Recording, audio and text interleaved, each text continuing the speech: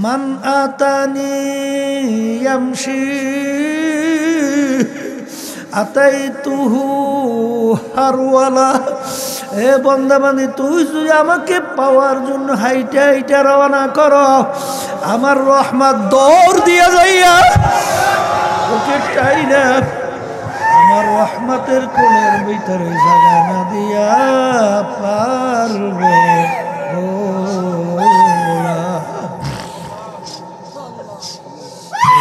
ভাইদেরকে বলবো, পর্দালে মা বোনদেরকে বলবো, কুল্লু নাফসিন যায়িকাতুল মাউত। বাজান, এক আল্লাহর বান্দা জিজ্ঞাস করতেছিল এক আলেমের কাছে, হুজুর, মানুষের মৃত্যুর কোনো নির্ধারিত সময় আছে কিনা? হুজুর বললেন, হ্যাঁ আছে। কলে, হুজুর তা কেমন? কলে, তুমি যেদিন জন্মগ্রহণ করছো সেদিন নির্ধারণ হয়ে গেছে তুমি একদিন মারা যাবা। এই জন্য অনেকে বলে আমার বয়স বাড়ছে, আসলে বয়স কিন্তু বাড়ে নাই, বয়স কিন্তু কমছে। তোমার আমার বাড়ির ঘড়িতে 11টা থেকে সিগন্যাল দেয় 12টা বাজছে। আরে ঘড়ি ঘড়ি বুঝায় ও আব্দুল করিম, ও রেজাউল করিম, তোমার মূল্যবান হায়াত থেকে 1টা ঘন্টা চলে গেল, আর কোনো দিন পাবা না। এই জন্য আমার ভাইদেরকে বলবো, পর্দার মা বোনদেরকে বলবো, বাজান মরণ যেহেতু লাগবে, রাস্তা কিন্তু 2টার বাইরে তৃতীয় আর কোনো রাস্তা নাই। ফারিকুম ফিল জান্নাতি ওয়া ফারিকুম ফিস সাইর। একটা বেহেশতের রাস্তা আর একটা জাহান্নামের রাস্তা।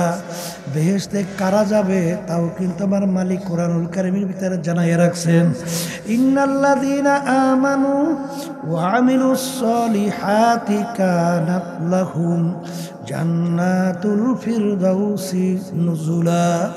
ঈমান আনার পরে যারা ভালো কাজ করবে, নেক কাজ করবে, আরে তারাই আমার ফেরদাউস বেহেশতে যাবে। আল্লাহ আপনি আমার জন্য, আমাদের সবার জন্য কবুল করে দিন। বাজান, ঈমান আনার পরে আমলে সলেহ করা লাগবে। বাজান, ঈমান কাকে বলে? ঈমান একটা আরবি শব্দ, বাংলা অর্থ হলো বিশ্বাস। মুখে স্বীকার করা লাগবে আল্লাহ একজন, ক্ষমতার মালিক আল্লাহ, আইন দেওয়ার মালিক আল্লাহ, রিজেক দেওয়ার মালিক আল্লাহ, বাসুইনা মারুইনা মালিক আল্লাহ, খাইরিহি ওয়া শাররিহি মিনাল্লাহি তাআলা ওয়াল বাসি বাদাল মাউত। ভালো মন্দের মালিক আমার আল্লাহ। বাজান, এই ঈমানকে মজবুত করা লাগবে। আইন দেওয়ার মালিক আল্লাহ, ক্ষমতার মালিক আল্লাহ। এক শ্রেণী আমার বাজানরা মনে করে আইন দেওয়ার মালিক জনগণ। জোরে বলো নাউজুবিল্লাহ। বাজান, ভালো করে মনকে বুঝাও, কবরে রওনা করো। এই জন্য আমার ভাইদেরকে বলবো, ঈমানকে মজবুত করো, নেক আমল করো। নেক আমল কোনটা? কোরআনুল কারীমের ভিতরে আল্লাহ বলছেন নবীদের আমল, সিদ্দিকদের আমল, শুহাদায়ে কিরামদের আমল, নেককার পরহেজগার কিয়ামত পর্যন্ত তাদের কাজ হলো নেক আমল। এই জন্য আমার ভাইদেরকে বলবো, পর্দালে মা বোনদেরকে বলবো, বাজান তোমার কবরে তুমি যাবা, আমার কবরে আমি যাব। তোমার কবরের উত্তর তুমি দিবা, আমার কবরের উত্তর কিন্তু আমি দেব। বাজান, খোদা না খাস্তা তোমার কবর যদি জাহান্নামের আগুনে এসে ভইরা যায়, ওই জাহান্নামের আগুনে তুমি জ্বলবা। ওই কষ্ট তোমার স্বীকার করতে হবে, ওই কষ্টের অংশীদারিত্ব কেউ কিন্তু হবে না। এই জন্য আমার ভাইদেরকে বলবো, হে পর্দার আড়ালের মা বোনেরা, আমার বড় লোক বাবারা, হে শৌখিন আমার বাবারা, হে ক্ষমতা সম্পূর্ণ আমার বাবারা, হে বেশি বেশি টাকা পয়সার মালিক আমার বাবারা, কোন দুনিয়ার পিছনে পড়ছ? দুনিয়া কিন্তু থাকার জায়গা না। কেউ কোনোদিন থাকতে পারে নাই, কেউ কোনোদিন থাকতে পারবে না। আর দুনিয়া মাজরাতুল আখিরা, এই দুনিয়াটা হলো আখিরাতের সম্বল সম্পদ কামাই করার জায়গা। এই এজন্য আমার বাজানদেরকে বলবো, আমার মালিক যখন মাহফিলে নিয়ে আসছে, আমার মালিকের কাছে গুনার কথা মনে কইরা দুই চোখের পানি ছাইরা কান্দ আর মালিকের কাছে মাপ চাও। আমার মালিক বড় দয়ার মালিক, তোমাকে আমাকে মালিক মাফ করবেন, শুধু তাই না তোমার আমার গুনাহকে আমার মালিক নেকের দ্বারা পরিবর্তন করিয়া দিবে। আল্লাহ রাসূল সাল্লাল্লাহু আলাইহি ওয়াসাল্লাম রাষ্ট্র পরিচালনা করে নাই? তাম দুনিয়ার যে সংবিধান শোনেন, সংবিধান, এই সংবিধান সর্বপ্রথম প্রতিষ্ঠা করছিল আল্লাহ রাসূল সাল্লাল্লাহু আলাইহি ওয়াসাল্লাম। এখনো দেখবেন আমেরিকার প্রধান বিচারালয়ের সামনে মূল ফটকের মধ্যে এখনো পরিষ্কারভাবে লেখা আছে, সর্বযুগের সর্বশ্রেষ্ঠ আইন প্রণেতা, সর্বযুগের সর্বশ্রেষ্ঠ আইন প্রণেতা, তার নাম হলো মুহাম্মদুর রাসূলুল্লাহ সাল্লাল্লাহু আলাইহি ওয়াসাল্লাম। কথা ঠিক কিনা? তাহলে আমরা নামাজ পড়ি যে উদ্দেশ্যে, আর রাজপথে রাজনীতি করে একই উদ্দেশ্যে। কথা ঠিক না? এখন এক শ্রেণী আমার বাজানরা আছে, এই যারা এই মন্তব্য করছে ওরা হাদিস অনুযায়ী করছে না নিজের জ্ঞান দিয়ে? হ্যাঁ, তো অনেকে ইসলামের ব্যাপারে সিদ্ধান্ত নেয় নিজের জ্ঞান অনুযায়ী। মানুষের জ্ঞান কি স্থিতিশীল না পরিবর্তন? ছোটবেলায় যাই ছিল এখন তাই আছে, বাড়ছে কমছে না? গতকালকে একটা জিনিস ভালো মনে করছে আজকে খারাপ হয় না, আবার খারাপ মনে করছে আজকে ভালো হয় না। কি হয়েছিল? বারে কমে না? এই বারে কমে জ্ঞান দিয়ে যদি কেউ ইসলামের ব্যাপারে সিদ্ধান্ত নেয়, তার ধ্বংস অনিবার্য। কারণ ইসলামের ভিতরে কোনো বারা কমা আছে? আল-ইয়াওমা আকমালতু লাকুম দীনাকুম ওয়া আতমামতু আলাইকুম নি'মাতি ওয়া রাদিতু লাকুমুল ইসলামা দীনা। দিন পরিপূর্ণ, বাড়তি কমতে আর কোনো দিক নেই, কোনোদিন আসবে না। নবী আর আসবে? তাই নবী যদি না আসে আর পরিবর্তন আসবে? তাই পরিবর্তন যদি না আসে, দিন কিন্তু পরিপূর্ণ। তা দিন যদি পরিপূর্ণ হয়, এখন আল্লাহ রাব্বুল আলামিন আপনাকে আমাকে হুকুম করছেন, ইয়া আইয়ুহাল্লাযীনা আমানু দুখুলু ফিস-সিলমি কাফা। হে ঈমানদারেরা, যারা আমাকে বিশ্বাস করো, এখন দিনের ভিতরে পুরোপুরিভাবে ঢোকো।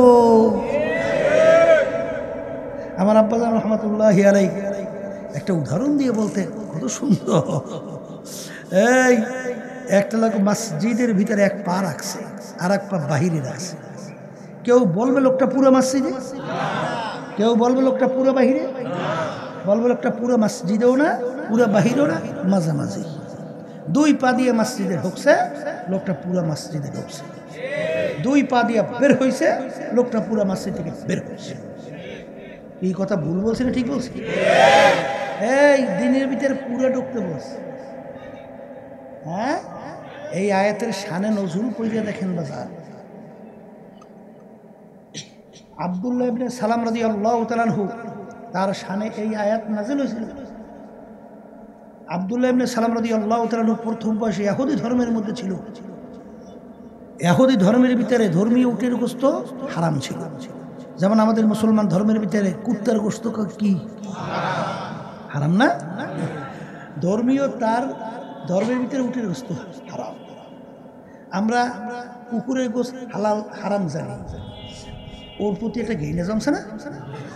তাহলে আব্দুল্লাহ ইবনে সালাম রাদিয়াল্লাহু ধর্মীয়ভাবে উটের গোশত হারাম যাচ্ছে, ঘৃণা জমছে না? মুসলমান হয়ে গেছে পরবর্তীতে। এখন মুসলমান হওয়ার পরে উটের গোশতের ঘৃণা কি গেছে না আছে?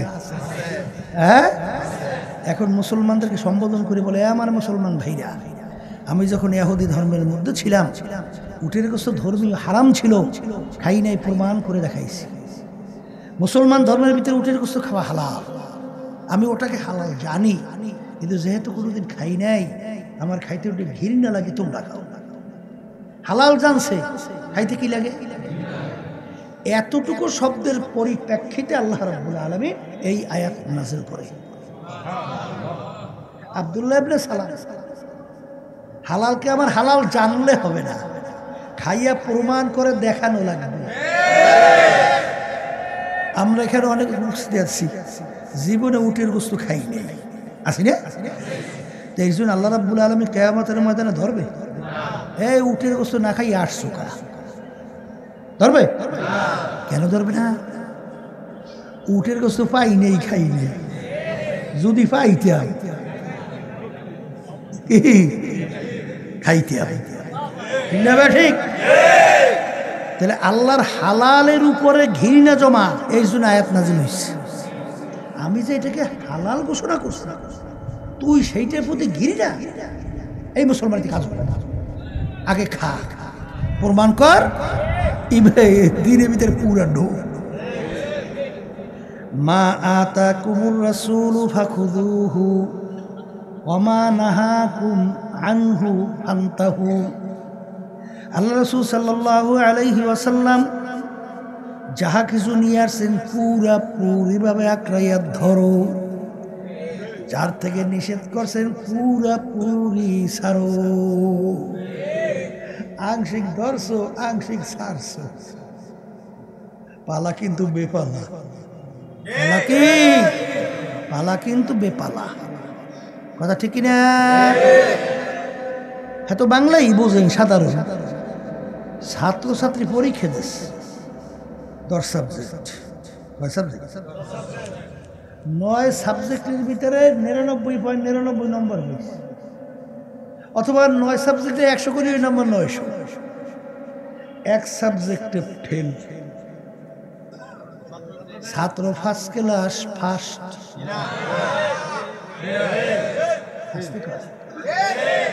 ওদিকে দেখবেন যে ফার্স্ট হয়েছে তার সব নাম্বার কিন্তু বেশি, কিন্তু এক সাবজেক্টে ফেলের কারণে ছাত্র কিন্তু ফেল। আর গড়ে যদি 33 করে সব সাবজেক্টের নাম্বার পায়, ছাত্র পাস, ঠিক কিনা? আখলিস দীনাকা ইয়াকফিকা আমালুল কলিল। তোমার ঈমানকে মজবুত করো, নির্ভেজাল করো, স্বচ্ছ করো। যদি ঈমান নির্ভেজাল হয়, অল্প আমলই তোমার নাজাতের জন্য যথেষ্ট।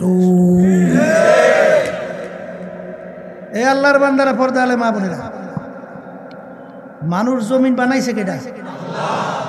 হ্যাঁ, কোন নিয়ম নীতি অনুযায়ী মানুষ দুনিয়াতে চললে দুনিয়াতে শান্তি পাবে, আখিরাতে মুক্তি পাবে?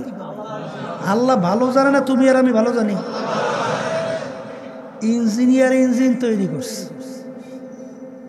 কোন পাইপের ভিতরে মোবিল ঢুকাতে হবে, কোন পাইপের ভিতরে তৈল ঢুকাতে হবে। ইঞ্জিনিয়ার যেই সিস্টেমে তৈরি করছে, কেউ যদি চালাকি করে দেয়, তৈলের পাইপের ভিতরে মোবিল, মোবিলের পাইপের তৈল, ইঞ্জিন চলবে? মানুষ জমিন বানাইছে আল্লাহ, কোন নিয়ম নীতি অনুযায়ী চললে দুনিয়াতে শান্তি পাবে, রাখে মুক্তি পাবি, সে নিয়মও বাতাইয়ে দিয়েছেন আমার আল্লাহ। কথা ঠিক কিনা? এই আল্লাহর বান্দারা, পর্দা আলে মা, এই নীতি আদর্শের ভিতরে যে শান্তি, একে আমি গল্প কাহিনী কই নেই, ইতিহাস পড়লে বাস্তবতা আছে। হ্যাঁ, আর একটু আসতে তো আছে, আছে বাস্তবতা। হ্যাঁ, ইতিহাস পড়লে দেখবেন বিজাতিরা পর্যন্ত শান্তির লক্ষ্যে তাদের দেশ ছেড়ে এই নীতি আদর্শ যেখানে বাস্তবায়ন, সেখানে বসবাস করছে।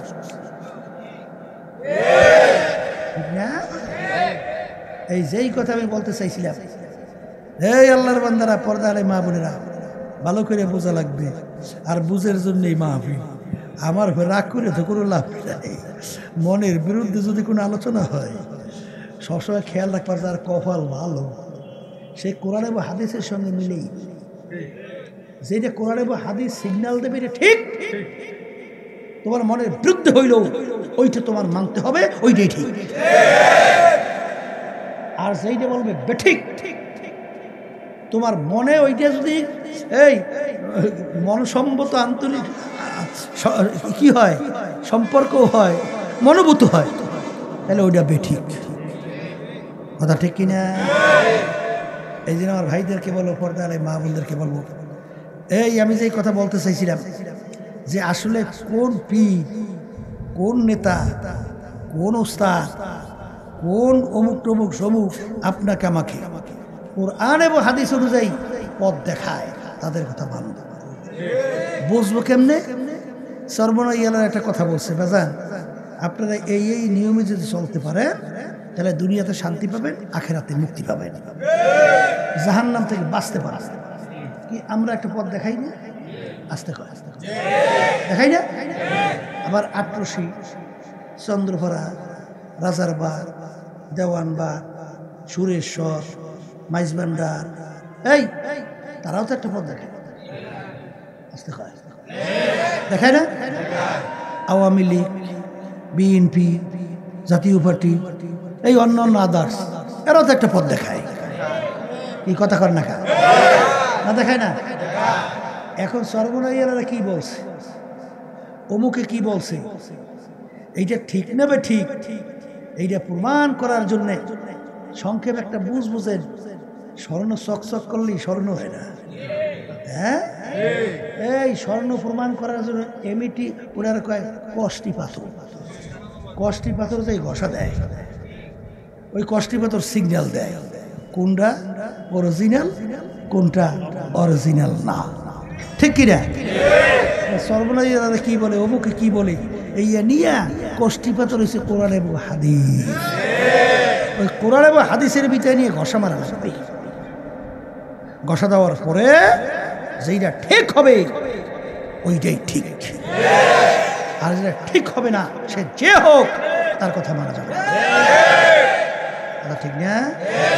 এই জন্য আমার ভাইদেরকে বলবো, পর্দালে মা বোনদেরকে বলবো, এই আমি আপনাদের সামনে কোরআনুল কারীম থেকে আয়াত শরীফ প্রথম তেলাওয়াত করছিলাম, কি কুল্লু নাফসিন যায়িকাতুল মাউত। আল্লাহ বলতেছেন প্রত্যেকটা জানবাত, যার রূহ আছে, একদিন না একদিন তার মৌতের শরাব পান করা লাগবে। ওয়ালাউ কুনতুম ফি বুরুজিম মুশাইয়াদা, কেউ যদি মৌতের হাত থেকে বাঁচবার জন্যে পাথরের পাহাড় কাইটাও লুকাও, সময় মতো মালাকুল মৌত সেখানে হাজির। তাহলে মরণ লাগবে? একটু মুখ খুললে কোন লাগবে? মরণ লাগবে। এই মরণ ভুলে যাওয়ার কারণে তো যত বিপদ, ঠিক কিনা? এই মরণ তো যেহেতু লাগবে, এখন আল্লাহ বলতেছেন ফারিকুন ফিল জান্নাতি ওয়া ফারিকুন ফিস সাঈর। মরার পরে মানুষগুলোকে আমি দুইটা ভাগে ভাগ করব। কয় ভাগে? এক শ্রেণীর মানুষকে আমি সাজাইয়া পড়াইয়া আমার বালাখানা, মেহমানখানা, বেহেশতের ভিতরে জায়গা দেব। আল্লাহ আপনি আমার জন্য, আমাদের সবার জন্য কবুল করে নেন। আর এক শ্রেণীর মানুষ, ওদের আমল নামা দাড়ি পাল্লা দেওয়ার পরে নেকের পাল্লা যাদের হালকা হইয়া যাবে, গুনার পাল্লা যাদের ভারী হয়ে যাবে, আমি ফেরেশতাদেরকে হুকুম করব মিন ওয়ারাইহিম জাহান্নাম। ও ফেরেশতারা, ওই নেমুক হারামদেরকে দুনিয়ার ভিতরে আমি স্বাধীনতা দান করছিলাম এবং আমার সমস্ত নেয়ামত ওদেরকে আমি দিছিলাম। আমার নেয়ামত চক্ষু দিয়ে ওরা দেখছে। আরে কত অন্ধ মানুষ তোমার আমার সামনে হাত পাইতে পয়সা চায়, হুজুর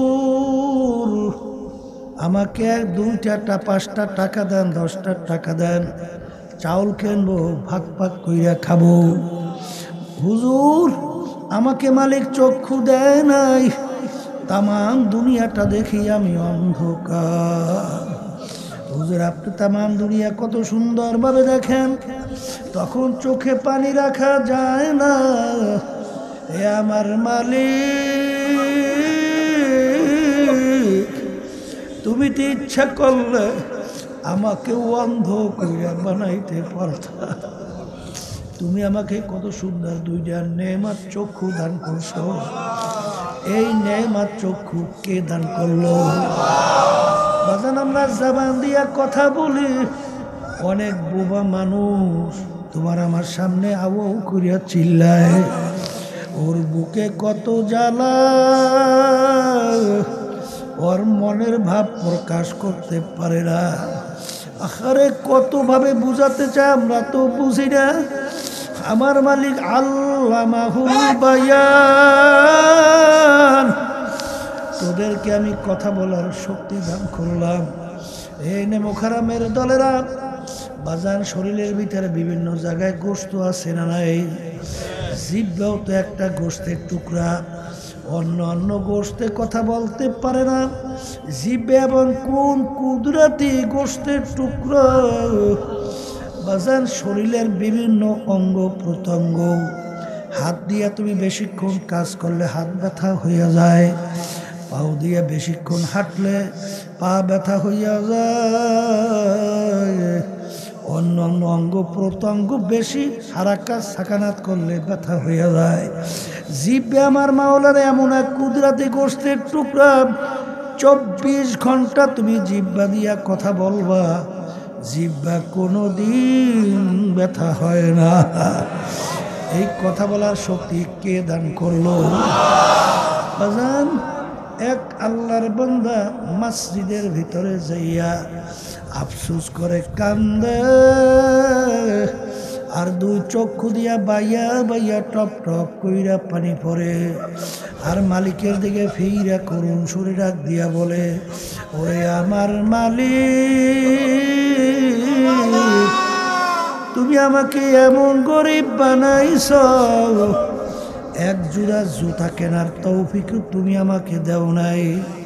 বাজান কাইদা মালিকের দরবারের মসজিদ থেকে যখন বের হইল, দেখে মসজিদের দরওয়াজায় এক আল্লাহর বান্দা পেয়ালা নিয়া মানুষের কাছে হাত পাইতা পয়সা চায়, ওর দুইটা পাউই না।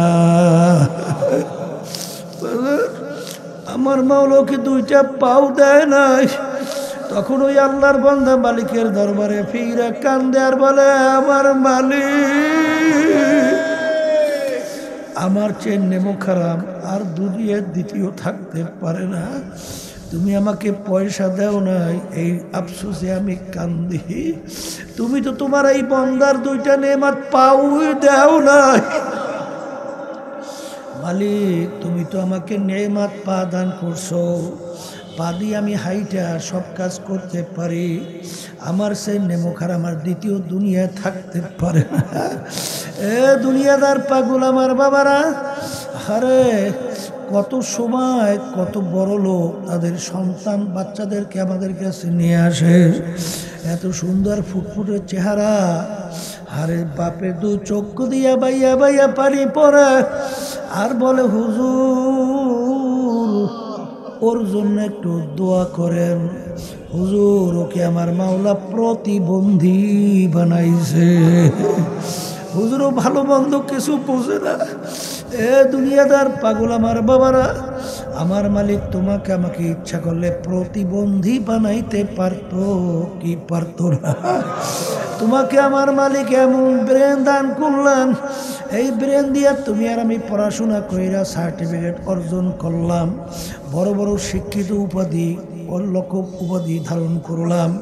বাজান, এই ব্রেন দিয়া বিভিন্ন ব্যবসা বাণিজ্য কইরা সম্পদ গুছাইয়া কত সুন্দর বিল্ডিং তৈরি করলাম, কত সুন্দর গাড়ি বাড়ির মালিক হইলাম।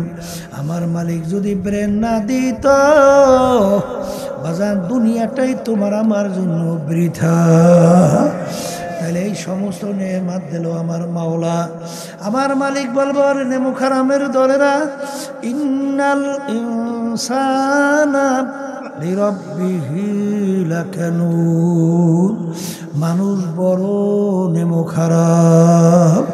আমি তোর বিচার চাইয়া চাইয়া দেখি, তুই যখন তোর মায়ের পেটের মধ্যে ছিলি তখন তোকে লালন পালন করার আমি মালিক ছাড়া কেউ ছিল না।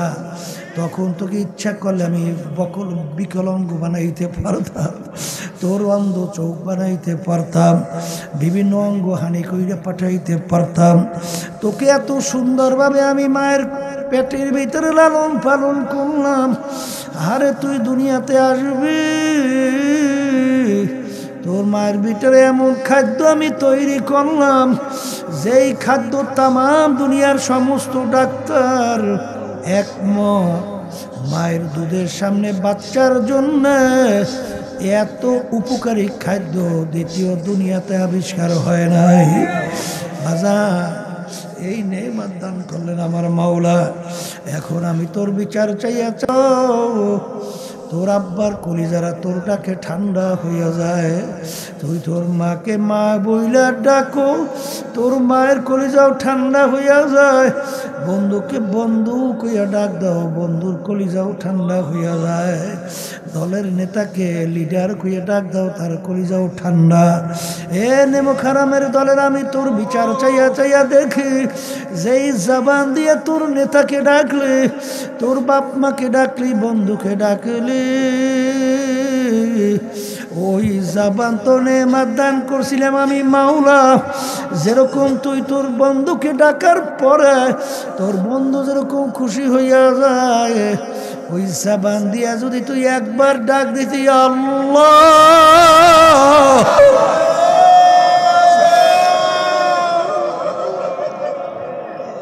বলার সঙ্গে সঙ্গে আমার কুদরাতি ও কলিজারা ঠান্ডা হইয়া যাইত। আল্লাহ আল্লাহু আল্লাহ। قل يا عبادي الذين أسرفوا على أنفسهم لا تقنطوا من رحمة الله إن الله يغفر الذنوب जमीआ। बाजा बाजा हर से हस्ती बाजा दर का फेरो गिब्रो भूत पुरुस्ती बाजा इधर गाहे मदर गाहे नौमिदिनी सदबरागर तौबा शिकस्ती। আমার মালিক বলেন, হে আমার বন্ধা মন্দিরা, আমার মাওলা বলে আমি বড় দয়ার মাওলা, আমি বড় রহমতের মাওলা। আল্লাহ এ নেমো খারামের দলে যা তুই গুনাহ করতে করতে পাহাড় পরিমাণ গুনাহ তোর আমল নামায় জমা হইল। আরে এমন কি তুই শিরকির মতো গুনাহ করলি, আর আমি তোর অপেক্ষায় আছি, তুই কখন দুই হাত আমার দরবারের দিকে উঠাইয়া দিলটাকে ভাইয়া দুই চোখের পানি ছাইরা আরে করুণ সুরে যখন তুই আমাকে ডাক দিবি, ও আমার মালিক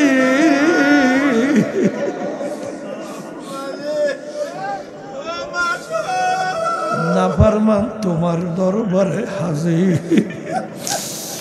লব্বাইক হাজির হায় হাজির হায় হাজির হায়। মালিক নাফরমান গুনার বোঝা মাথায় নিয়ে তোমার দরবারে হাজির। মালিক আমার গুনাহ পাহাড় পরিমাণ, গুনার বলতে গেলে কোনো শেষ নাই। তুমি যদি মাপ না করো আমার কোনো উপায় নাই। যখন মালিকের দরবারে দিলটাকে ভাইয়া যদি ডাক দেওয়ার মতো একবার ডাক দিতে পারো, মান আতানি ইয়ামশি আতাইতুহু হারওয়ালা। এ বন্দাবান্দি তুই যদি আমাকে পাওয়ার জন্য হাইটা হাইটা রওনা করো, আমার রহমত দৌড় দিয়া যাইয়া ওকে চাই না আমার রহমতের কোলের ভিতরে জায়গা না দিয়া পারবে।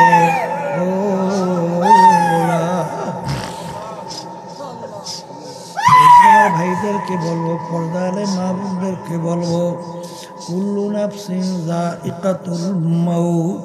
বাজান যারা আল্লাহু আকবার, এক আল্লাহর বান্দা জিজ্ঞাসা করতেছিল এক আলেমের কাছে, হুজুর মানুষের মৃত্যুর কোনো নির্ধারিত সময় আছে কিনা? হুজুর বললেন হ্যাঁ আছে। কলে হুজুর তা কেমন? কলে তুমি যেদিন জন্মগ্রহণ করছো সেদিন নির্ধারণ হয়ে গেছে তুমি একদিন মারা যাবা। এই জন্য অনেকে বলে আমার বয়স বাড়ছে, আসলে বয়স কিন্তু বাড়ে নাই, বয়স কিন্তু কমছে। তোমার আমার বাড়ির ঘড়িতে 11 টাকা থেকে সিগন্যাল দেয় 12টা বাজছে। আরে ঘড়ি বুঝায় ও আব্দুল করিম, ও রেজাউল করিম, তোমার মূল্যবান হায়াত থেকে একটা ঘন্টা চলে গেল, আর কোনো দিন পাবা না। এই জন্য আমার ভাইদেরকে বলবো, পর্দার মা বোনদেরকে বলবো, বাজান মরণ যেহেতু লাগবে, রাস্তা কিন্তু দুইটার বাইরে তৃতীয় আর কোনো রাস্তা নাই। ফারিকুন ফিল জান্নাতি ওয়া ফারিকুন ফিস সাইর। একটা বেহেশতের রাস্তা আর একটা জাহান্নামের রাস্তা। বেহেশতে কারা যাবে তাও কিন্তু আমার মালিক কোরআনুল কারীমের ভিতরে জানাইয়া রাখছেন, ইন্নাল্লাযীনা আমানু ওয়া আমিলুস সলিহাতি কানাত লাহুম জান্নাতুল ফিরদাউসি নুজুলা। ঈমান আনার পরে যারা ভালো কাজ করবে, নেক কাজ করবে, আরে তারাই আমার ফেরদাউস বেহেশতে যাবে। আল্লাহ আপনি আমার জন্য আমাদের সবার জন্য কবুল করে দিন। বাজান ঈমান আনার পরে আমলে সলেহ করা লাগবে। বাজান ঈমান কাকে বলে? ঈমান একটা আরবি শব্দ, বাংলা অর্থ হলো বিশ্বাস। মুখে স্বীকার করা লাগবে আল্লাহ একজন, ক্ষমতার মালিক আল্লাহ, আইন দেওয়ার মালিক আল্লাহ, রিজেক দেওয়ার মালিক আল্লাহ, বাসুইনা মারুইনা মালিক আল্লাহ, খায়রিহি ওয়া শাররিহি মিনাল্লাহি তাআলা ওয়াল বাসি বাদাল মাউত। ভালো মন্দের মালিক আমার আল্লাহ। বাজান এই ঈমানকে মজবুত করা লাগবে। আইন দেওয়ার মালিক আল্লাহ, ক্ষমতার মালিক আল্লাহ। এক শ্রেণী আমার বাজানরা মনে করে আইন দেওয়ার মালিক জনগণ। জোরে বলো নাউজুবিল্লাহ।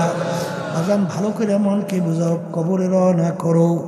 এই জন্য আমার ভাইদেরকে বলবো, ঈমানকে মজবুত করো, নেক আমল করো। নেক আমল কোনটা? কোরআনুল কারীমের ভিতরে আল্লাহ বলছেন নবীদের আমল, সিদ্দিকদের আমল, শুহাদায়ে কিরামদের আমল, নেককার পরহেজগার কিয়ামত পর্যন্ত তাদের কাজ হলো নেক আমল। এই জন্য আমার ভাইদেরকে বলবো, পর্দালে মা বোনদেরকে বলবো, বাজান তোমার কবরে তুমি যাবা, আমার কবরে আমি যাব। তোমার কবরের উত্তর তুমি দিবা, আমার কবরের উত্তর কিন্তু আমি দেব। বাজান খোদা না খাস্তা তোমার কবর যদি জাহান্নামের আগুনে এসে ভইরা যায়, ওই জাহান্নামের আগুনে তুমি জ্বলবা। ওই কষ্ট তোমার স্বীকার করতে হবে। ওই কষ্টের অংশীদারিত্ব কেউ কিন্তু পাবে না। এই জন্য আমার ভাইদেরকে বলবো, হে পর্দার আড়ালের মা বোনেরা, আমার বড়লোক বাবারা, হে শৌখিন আমার বাবারা, হে ক্ষমতা সম্পূর্ণ আমার বাবারা, হে বেশি বেশি টাকা পয়সার মালিক আমার বাবারা, কোন দুনিয়ার পিছনে পড়ছ? দুনিয়া কিন্তু থাকার জায়গা না।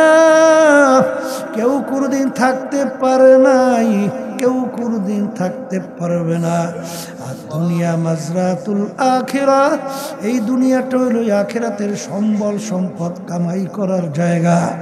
এই জন্য আমার বাজানদেরকে বলবো, আমার মালিক যখন মাহফিলে নিয়ে আসছে, আমার মালিকের কাছে গুনার কথা মনে কইরা দুই চোখের পানি ছাইরা কান্দ, আর মালিকের কাছে মাপ চাও। আমার মালিক বড় দয়ার মালিক, তোমাকে আমাকে মালিক মাফ করবেন। শুধু তাই না, তোমার আমার গুনাহকে আমার মালিক নেকের দ্বারা পরিবর্তন করিয়া দিবে।